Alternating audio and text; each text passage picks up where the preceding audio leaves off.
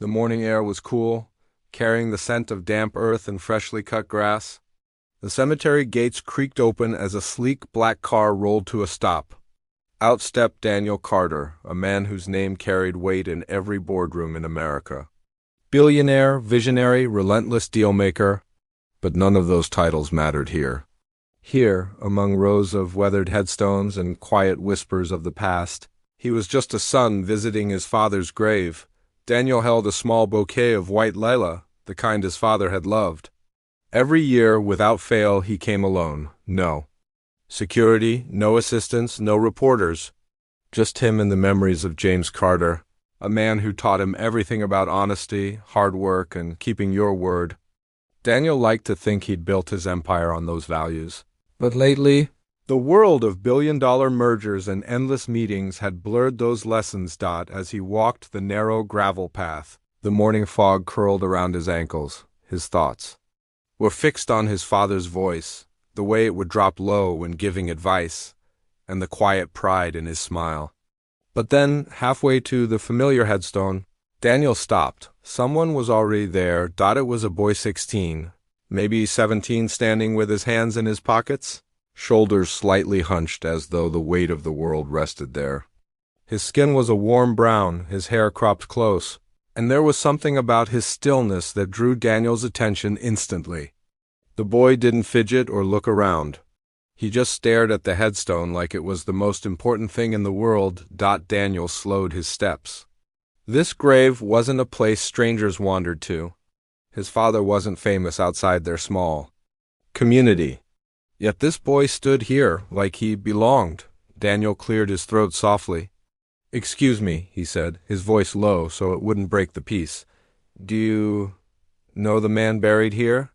The boy turned his head slightly, meeting Daniel's gaze. His eyes were steady, deep, and older than his age. "Yes," he said after a moment, his tone measured. "He saved my life." Daniel blinked, unsure if he'd heard correctly. Saved his life? His father had been gone for years. "I'm sorry, what do you mean?" Daniel asked. The boy looked back at the headstone, the carved letters catching a faint beam of sunlight breaking through the mist. "A long time ago," he began, "before you were who you are now, your father did something no one else would. He didn't just give me food or money. He gave me a reason to believe I was worth something." Daniel felt something tighten in his chest. His father had been generous, yes, but he'd never shared every story of the lives he touched. "How did you know him?" Daniel pressed gently. The boy hesitated, as though weighing whether to answer. His eyes flicked briefly toward the lilac in Daniel's hand. "He told me once," the boy said softly, "that a man's worth isn't measured by what he owns, but by what he gives when nobody's watching." Daniel froze. Those were his father's words, ones he'd said to Daniel countless times when he was young. Hearing them from this stranger was like hearing his father speak again. Before Daniel could ask more, a car horn blared from the street outside the cemetery, shattering the fragile stillness. The boy turned slightly, his expression shifting. "I have to go," he said quietly. "Wait." Daniel took a step forward, but the boy had already started walking away, his sneakers crunching on the gravel path. Just before the mist swallowed him, he glanced over his shoulder and said something so faint Daniel almost missed it. "You'll understand soon." And then he was gone. Daniel stood there for a long moment, the lilac heavy in his hand. He knelt, placing them gently at the base of the stone, but his mind wasn't on his father anymore. It was on the boy. Who was he? What did he mean by soon? Hours later, Daniel found himself on an unusual errand, one that required him to take the city bus, something he hadn't done in years. His driver had been called away, and the downtown streets were too jammed for a rideshare to be worth the wait. The bus smelled faintly of rain and old leather, and its floor rattled with every pothole. Daniel took a seat near the middle, quietly observing the world he so rarely stepped into anymore. Then he saw him, the boy. He was sitting just a few rows up, staring out the window as the city blurred by. Daniel's heart skipped. Twice in one day? It couldn't be a coincidence. The bus stopped, and a visibly pregnant woman stepped on, holding the rail as she searched for a seat. The passenger shifted but didn't move. Then, without hesitation, the boy stood, gesturing for her to sit. She smiled, easing into the seat with relief. But before she settled, she reached into her bag and pulled out a small folded note. She placed it in the boy's hand and whispered something Daniel couldn't hear. The boy nodded, slipping the note into his pocket without opening it. His eyes briefly met Daniel's, as if to acknowledge his presence, not with surprise, but with a kind of quiet certainty. Daniel leaned forward slightly, his mind spinning with questions. Who was this boy, really? Why had fate put them together again? And what was in that note that seemed to carry so much weight? The boy didn't read it, not yet. And Daniel couldn't shake the feeling that whatever was written there would not only answer his questions, but change his life. The bus rumbled on, but for Daniel, time seemed to slow. He knew he had to find out the truth. But for now, the boy kept his silence, and the mystery only deepened. The bus swayed gently as it turned onto a narrow downtown street, the hum of the engine blending with the chatter of passengers and the occasional squeak of worn brakes. Daniel sat back, his eyes fixed on the boy a few rows ahead. The folded note still sat in the boy's pocket, untouched, as if he was waiting for the right moment to read it, or maybe as if he already knew what it would say. Daniel's mind churned with questions. Twice in one day, the cemetery in the morning, the bus now.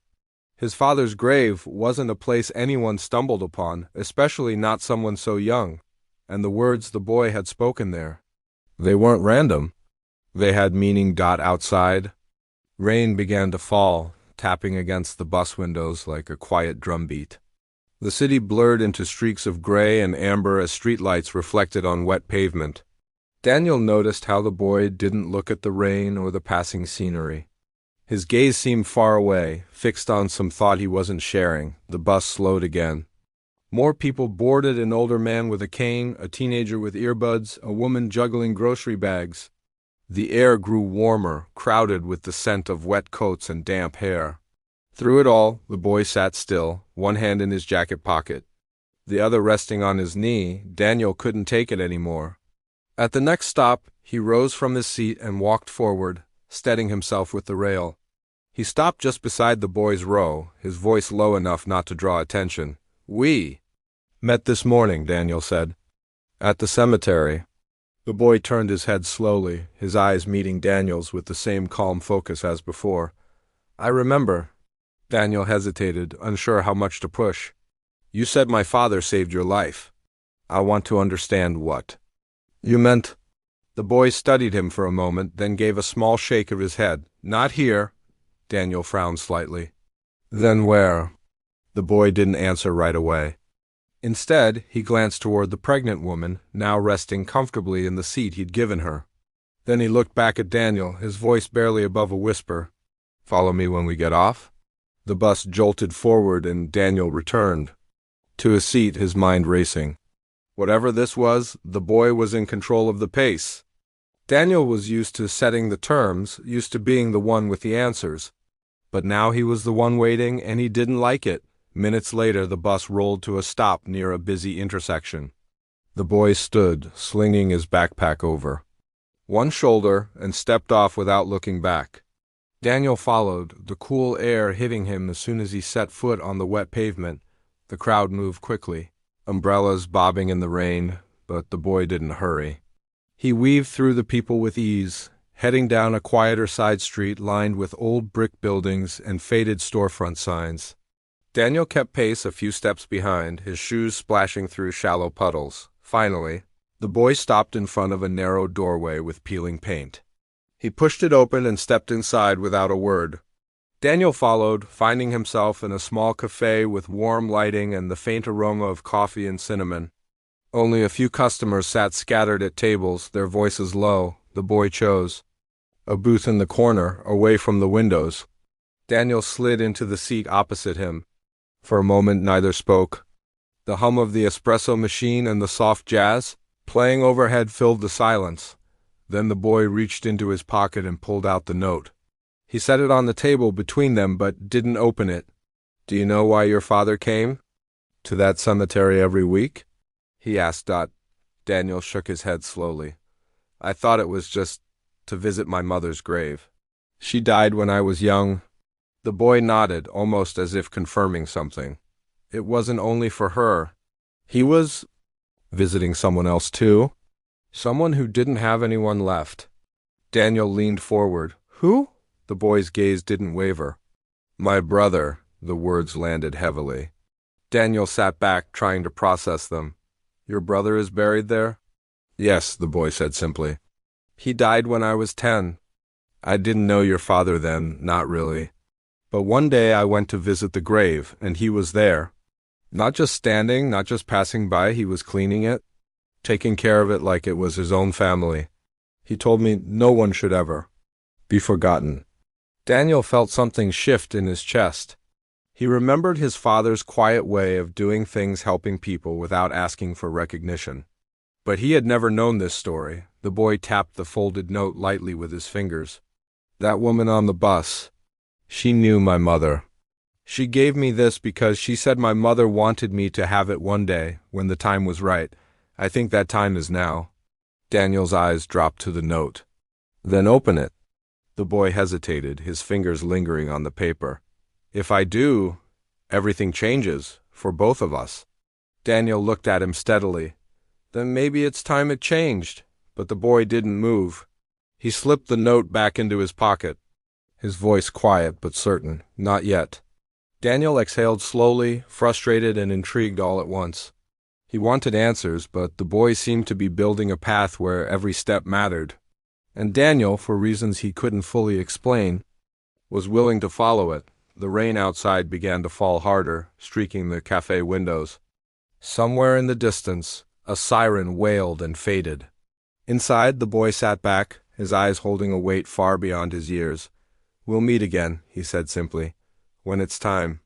And just like that, he stood, adjusted his backpack, and walked out into the rain.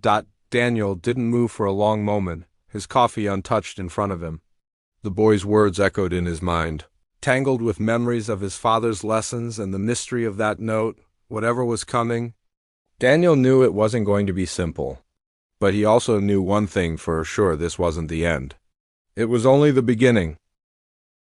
The rain had slowed to a mist by the time Daniel stepped out of the cafe, but the boy was already gone. The narrow street was nearly empty now, the puddles reflecting the dim glow of the streetlights. Daniel stood there for a moment, scanning the sidewalks. But it was useless. The boy had vanished like he'd been swallowed by the city itself. He pulled his coat tighter around him and started walking toward the main road, his mind replaying every detail of the day. The cemetery, the words about his father, the note that was never opened, the boy's promise that they'd meet again when it's time. It all felt like pieces of a puzzle, but someone had hidden the picture on the box. Daniel wasn't used to waiting for answers. In business, he bought them, demanded them, or found them himself. And now, despite himself, he felt that same drive kicking in. This wasn't going to be something he just sat back and waited for. When he got home that night, his penthouse felt colder than usual. The city skyline stretched out through the floor-to-ceiling windows, but he barely noticed it. He sat at his desk, opened his laptop, and began typing every detail he knew into a private file: dates, locations, words exchanged, even the way the boy looked and moved. He hesitated before adding one last line. Find him. The next day, Daniel started with the cemetery. The caretaker was an older man with a weathered cap and a slow, thoughtful way of speaking. Daniel explained that he was looking for a teenager who'd visited recently. Hoping the man might remember, the caretaker scratched his chin. Kid comes by every couple weeks, he said. Never causes trouble. Just stands there quiet for a while, talks a bit to the headstone, then leaves. Don't know his name, but I think he lives somewhere south of here. Seen him walking toward the bus stop on 9th Street. 9th Street. Daniel filed it away like a business lead. That evening, he drove there, parking a few blocks away so as not to draw attention. 9th Street was nothing like the glass and steel towers of Daniel's world. Here, the buildings were old, their brickwork darkened by years of rain and city soot. Laundry hung from second-story windows, and the smell of fried food drifted from a corner diner. Daniel walked slowly, scanning every face, every doorway. He didn't see the boy, but he saw something else, a small mural painted on the side of a building. It showed a pair of hands holding a single white lily, his breath caught. White Lilla, his father's favorite. There was a signature in the corner. M. Lewis. Daniel stepped back, taking in the mural's details. It wasn't just a flower, it was a symbol of care, painted in colors that somehow felt alive against the weathered wall. Inside the diner next door, a waitress in her 40s was refilling coffee cups. Daniel stepped in and ordered a cup, then casually pointed toward the mural outside. Who painted that? The waitress smiled faintly. Kid from the neighborhood. Quiet one, real talent. Comes in sometimes for pie. Doesn't talk much. Daniel's pulse quickened. Do you know where I could find him? She shrugged. I think he lives with his aunt, but they keep to themselves. If you're looking to buy his art, you might just have to wait until he shows up again. It wasn't much, but it was something over. The next week, Daniel returned to the diner more times than he cared to admit. Each time, he'd sit by the window with a coffee, scanning the street, waiting. He told himself it was just curiosity, but deep down he knew it was more. Something about the boy and his connection to Daniel's father had become a thread he couldn't stop pulling. On the 5th day, just as he was about to give up, he saw him. The boy crossed the street, hood up against the drizzle, a sketchbook tucked under his arm. He pushed open the diner door, and the bell above it chimed softly. Daniel stood, heart thudding. The boy spotted him instantly. His expression didn't change, but there was a flicker of recognition in his eyes. You're following me, the boy said quietly as he slid into a booth. Daniel sat opposite him. You said we'd meet again when it's time. Well, I'm here. The boy didn't answer right away. He set his sketchbook on the table and tapped it lightly. You think this is about me? But it's not. It's about your father and what he left behind. Daniel frowned. What do you mean? The boy looked him straight in the eye. He left you something. Not money, not property, something else, and it's connected to me. Before Daniel could press for details, the boy reached into his backpack and pulled out the folded note, the same one from the bus. He placed it between them again, but still didn't open it. Once I read this, the boy said, I can't unread it. And neither can you. Daniel leaned forward. Then read it. The boy shook his head slowly. Not here, not yet. Frustration flared in Daniel's chest, but so did something else, anticipation. This was no ordinary note. Whatever was inside had the power to change everything, just like the boy had said. The waitress came by with 2 slices of pie, setting one in front of each of them. The boy gave her a small nod of thanks, then looked back at Daniel. Next time, he said quietly, I promise. And for the second time, Daniel watched him get up and walk out, leaving more questions than answers, but this time, Daniel knew exactly where to find him. And he wasn't going to let the next meeting end same way. The night before their next meeting, Daniel barely slept. He kept replaying the boy's words in his mind. It's about your father. And what he left behind. By morning, the city was wrapped in a pale, cold fog. Daniel stood by his apartment, window, coffee in hand, staring out at the skyline. He was a man who thrived on control, but lately it felt like the ground beneath him was shifting. Every conversation with the boy chipped away at the version of his father he thought he knew. Around noon, Daniel drove back to 9th Street. The diner was half full, the air warm with the smell of coffee and cinnamon rolls. The boy was already there, sitting in the same corner booth, sketchbook open.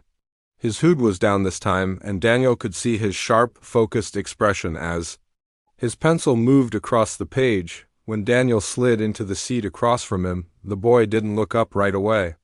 Only after finishing a line did he set the pencil down and meet Daniel's gaze. You came, the boy said simply. You said it was time. The boy reached into his jacket and pulled out the note. The same folded, slightly worn paper Daniel had seen twice before. He set it on the table. This time, his fingers didn't linger over it without a word. The boy opened it. Daniel leaned forward, his eyes scanning the neat handwriting. It wasn't long, just a few lines, but each word seemed to weigh 100 pounds if you are reading. This, it means I couldn't tell you myself. Your father saved my son's life. He gave him a second chance when the world had already turned its back, I promised him I would help him in return. Daniel, you have something to give to more than, you know. Help him the way your father helped me. The signature at the bottom was one Daniel didn't recognize. He looked up slowly. Your mother wrote this? The boy nodded. She gave it to the woman on the bus years ago, in case. Well, in case. She couldn't give it to me herself. Daniel sat back, the words sinking in. Saved your life? What happened? The boy's jaw tightened. That's not a story I tell in pieces. If you really want to know, you'll have to see it for yourself. See what? The boy slid his sketchbook toward Daniel and opened it to a page. It wasn't a drawing of a person or a landscape, it was of a building. A long, low brick structure with a faded sign, Eastwood Community Center. That's where it started, the boy said quietly. It's also where it ended for my brother. Daniel's eyes traced the details in the sketch. And you're taking me there? The boy nodded once. Tomorrow? But you need to understand something. When you walk in there, you won't just learn about me. You'll learn things about your father you might not want to hear. A silence stretched between them, filled only by the distant clatter of dishes behind the counter. Daniel's father had been a complicated man, but in Daniel's mind, his intentions had always been pure. The boy's warning left a cold weight in his chest. That I guess I'll have to be ready, Daniel said finally. The boy closed his sketchbook and stood. Tomorrow, 10 a.m. Don't be late. He left without looking back, the diner door swinging shut behind him. Daniel stayed in the booth for a while, staring at the note on the table. The handwriting was firm, almost protective. His father had touched so many lives quietly, without recognition. But what had happened at that community center? And why had it been kept from him all these years? When he finally stepped outside, the fog had lifted, but the air was still heavy. Daniel knew tomorrow would bring answers. He just didn't know if he was ready for them. The next morning, Daniel woke before sunrise. He sat on the edge of his bed for a long moment, staring at the folded note on his nightstand. The words were burned into his mind now, his father saving a boy's life, a debt repaid through him. But there were still too many shadows in the story, and the only way to clear them was to follow the boy's lead. At exactly 9:50 a.m., Daniel parked near Eastwood Community Center. The building in real life looked almost exactly like the boy's. Sketched long and low, the red bricks faded with age, the paint peeling from the sign. A chain-link fence ran along one side. The basketball court inside empty except for a single, deflated ball near the fence. The boy was leaning against the front steps, hood up again, hands in his pockets. He didn't wave or smile when Daniel approached. You're early, the boy said. I'm used to being early, Daniel replied. They stepped inside. The air was cooler than outside, carrying the faint scent of old wood and cleaning supplies. The lobby had a bulletin board covered with flyers for after-school programs, job postings, and free meal schedules. This place, the boy began, walking slowly down the hallway, used to be the heart of the neighborhood. My mom volunteered. Here, my brother played ball here almost every day. And your father, he kept the lights on when nobody else would. Daniel frowned. Kept the lights on? The boy stopped at a door and pushed it open. Inside was a gymnasium, the kind Daniel remembered from his own childhood. Polished floor, faded lines, and a basketball hoop with a net that had seen better days. My mom told me your father used to come here on Saturdays. The boy continued. Not as a CEO, not even as a donor. Just as someone who cared? He didn't want credit, but he paid for uniforms, fixed the roof, and made sure kids could eat after practice. And one night, when things got bad, he was here for my family in a way no one else was. Daniel could feel the tension in the boy's voice, the edges of a memory that still hurt to touch. What happened that night? The boy didn't answer right away. He walked across the gym floor, his sneakers squeaking faintly against the wood, and stopped beneath the far hoop. My brother got mixed up with people he shouldn't have, the boy said finally. One night they came looking for him. My mom tried to get us out, but he swallowed hard. We didn't make it home in time. We came here instead. Your father was locking up after a community event. He saw them chasing us, and the boy's voice broke. He turned away, pulling his hood lower. Daniel felt a heavy ache settle in his chest. He what? The boy took a deep breath. He stepped between us and them. He wouldn't move. He told them they'd have to go through him first. They didn't, they left. But from that night on, my mom said we owed him everything. Daniel stood there, stunned. He had known his father as a man of integrity, but not as someone who would physically put himself in harm's way. That kind of courage, quiet, unseen, was something different. Before he could say anything else, a voice called from the doorway. Malik? Daniel turned to see a woman standing there, her hair streaked with silver, her eyes warm but sharp. The boy Malik straightened. Hey, Aunt Lena. She stepped inside, her gaze landing on Daniel. You must be Richard's son. Daniel nodded. Slowly, you knew my father? Her expression softened. Everyone here knew your father. But not everything he did was simple. If you really want to understand, you'll have to hear the whole story. And it's not an easy one, Malik glanced at Daniel. I told you there. Were things you might not want to hear. Daniel met his gaze evenly. I still want to hear them. Aunt Lena gestured toward a small office at the back of the gym. Then come with me. There's something you need to see. As Daniel followed her, the weight of the moment pressed down. He could feel the truth getting closer, like a storm building on the horizon. Whatever waited in that office, it would change the way he saw his father forever.